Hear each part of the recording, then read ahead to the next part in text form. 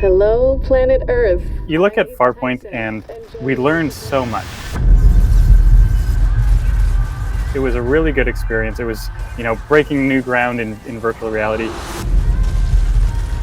And then what we did was we tried a lot of new things. We were obviously very quiet about it for a long time. Not just 1v1 multiplayer, we wanted something where there's full teams battling. From the very beginning, we had a really strong core idea of this is going to be a team-based shooter, and it's going to be taking advantage of all the new things we've learned about VR. Here's a fun little fact about Farpoint. It doesn't have any 90-degree turns. Impulse Gear designed the entire game around PSVR's 180-degree tracking. For co-founders Greg Corman and Seth Luisi, that makes designing Larcenauts a very different experience.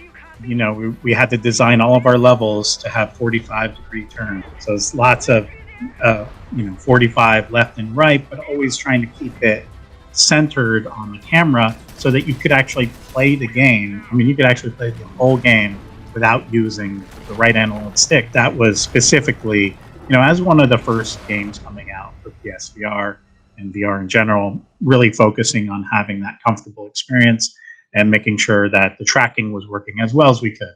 And that's why we're really excited by Quest 2. Rift S are completely different with the inside-out tracking. It gets rid of a lot of those issues that we had to deal with in the past with game design, and really allows us to focus more on the interactivity and the overall game mechanics, which is a lot of fun to do. All right, Captain. I got the intel. It's also a very fast-paced game.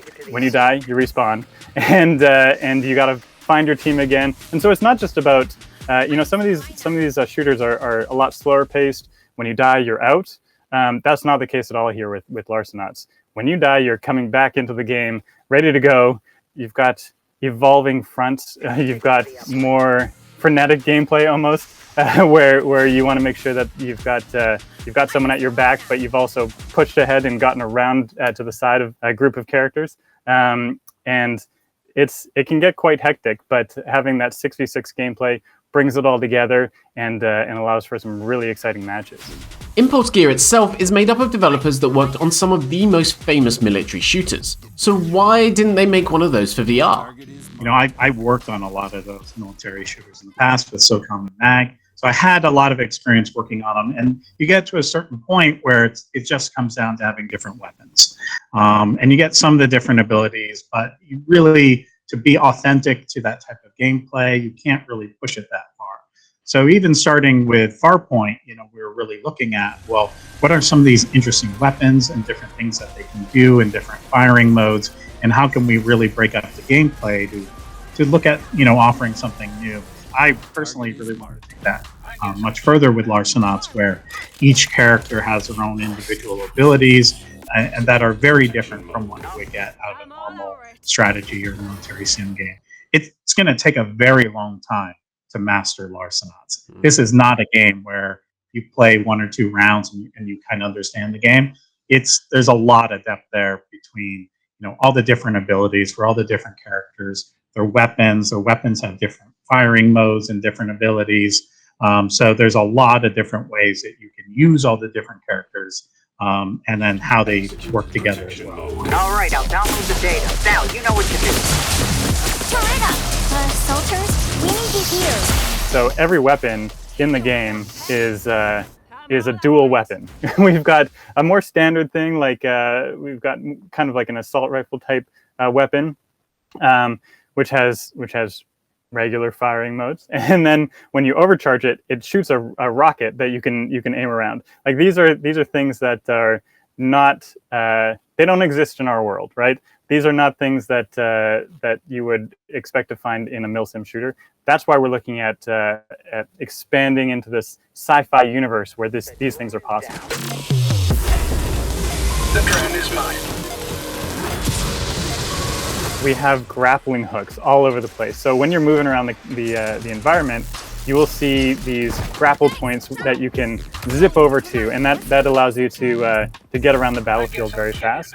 So that's something in VR that's really cool when you're in the mix and jumping around like that. When we start looking at individual character abilities. We're talking about setting traps, teleporting. We're talking about the more movement mechanics like dashes and slides and all these different ways that the characters feel. And really, when you come down to it, when we're designing a character, we don't look at what are the abilities at first. We look at what gameplay role are we really trying to fill, and then you start digging into what would be really cool with this character that needs to advance really quickly and get into the fray, and then I guess get out. And because once you're in there, you're in a really bad position. And so how do we have fun with that? How do we play with that? And that's where some of the more unique abilities come in. This is also the first time Impulse Gear is working without PSVR's aim controller. What does that mean for the weapon handling in Larcenauts? You know, when it comes to two-handed weapons, most games have this swivel thing. We didn't want to take it that far because I feel like it detracts from it. Unless you hold your hands perfectly straight, if there's no connection, I mean, that's the beauty of the aim controller. It's a solid piece. It becomes more about trying to manipulate the controllers independently to get the aim. And from a game mechanic perspective, that's not really what we wanted to do. So we definitely have you grabbing two-handed weapons, stabilizing them, and that affects the recoil. That affects how much sway you have after a shot. That definitely affects a lot of the different things, but it's not used to sort of aim by moving both hands at the same time. We kind of use the primary hand for the aiming, and the other one is just there to steady it. And it also, that's how you kind of trigger some of your special abilities on the weapons as well. So when you're holding it, then you're able to do alternate firing modes using the other controller. So it still very much feels like you're connected and using these two-handed weapons in a really interesting way, but not to sort of kind of pivot aim at things. Now, Farpoint did end up getting a 1v1 multiplayer mode, but level design was still based around PSVR's limited tracking. Larcenauts' map design won't have the same limitations. The levels in Larcenauts, or the maps in Larcenauts, are not designed around tight corridors. They're these big enough spaces that you can get a big enough encounter to support the 6v6 gameplay. So I think you look at the map design not at all like Farpoint, where Farpoint was very linear, looking at these small turns. We've moved away from that. I think you need to move away from that when you're coming into a big multiplayer game like this. But we still designed it in a way that it's very comfortable to play. Snap turning is definitely something that is still, it's used by a lot of people. I use it. And so that's a great way to experience the game by turning using that type of movement. You can also just stand up and turn around. That's something that a lot of people like to do as well. And you can play the entire game like that. And it's I think looking at what we did on Farpoint was limited a lot by the tracking technologies. What we're doing here is not limited by that at all. Farpoint was big on narrative. Larcenauts may be a multiplayer game, but Corman says you will also learn a lot about its universe and lore along the way. When we were creating some of these characters, you look at what is the best way to deliver the narrative through this experience, and that's something where everything that they say reveals a little bit more about not just their current experiences, but maybe a little bit about their past experiences as well. So, what we're gonna do with the intel? We need it for the job, the heist, larceny. Larceny? More like... This is very much a team-based shooter. We're not layering in a immediate story in that sense, but the world itself is full of narrative, and each one of these characters has a long, rich backstory, and we will be evolving that over time. Larcenauts is launching this summer on Quest and PC VR. As you'd expect though, that's just the beginning of Impulse Gear's plans for the game. Well, I'm already very competitive. Ask the team. Seth and I have fought each other so many times throughout the last year, I can't even count.